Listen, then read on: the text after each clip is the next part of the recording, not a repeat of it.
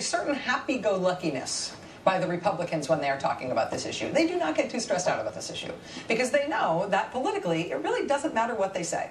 They trust that no matter what they are proposing and how it gets debunked or fact-checked or whatever, they know politically they will just seem like they're going to be good on the deficit, no matter what they propose. This is the most persistent myth in the modern politics of American money. This idea that Republican presidents in particular, are good on the deficit, when in fact the exact opposite is our modern history. On Friday we learned, for example, that the U.S. budget deficit topped $1 trillion for the 4th year in a row. And while that is a ginormous number, here's the context for that.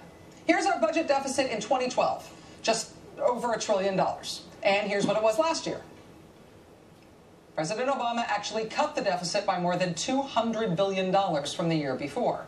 Here's the budget deficit that President Obama was handed when he walked in the door. Your eyes are not deceiving you.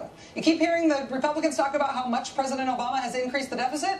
President Obama has cut the deficit during his 4 years in office. The great Steve Bannon put this graph together at Maddo blog today, going through the raw data. And as Steve notes today, quote, over the last 4 decades, only 2 presidents have reduced the deficit this much, this quickly. And those 2 presidents are Bill Clinton and Barack Obama. Bill Clinton and Barack Obama. Now, what do they have in common? Both Democrats. Historically, the Democratic Party has actually been the better of the 2 parties when it comes to the deficit. Over the last 40 years, it's Democratic presidents who have been the most fiscally responsible when it comes to the deficit. And it's Republican presidents who have been the most fiscally reckless. Somehow, in the face of this persistent history, Republicans have successfully cultivated this myth that they're the ones you should trust if you're worried about the debt and the deficit.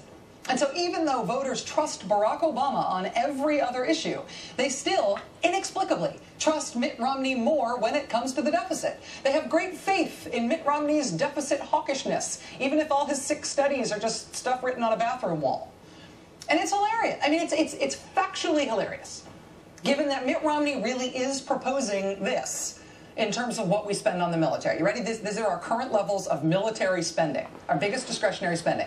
That is what Mitt Romney is proposing to do to our biggest pile of discretionary spending. He is proposing adding $2 trillion extra in spending just on the military, and he is proposing bringing in $5 trillion fewer dollars in revenue in order to pay for that. Barack Obama is right. The math does not work. The math might be boring, but the math does not work. This is like if you're living paycheck to paycheck right now, and you decide you're going to quit your job and then buy a new car at the same time.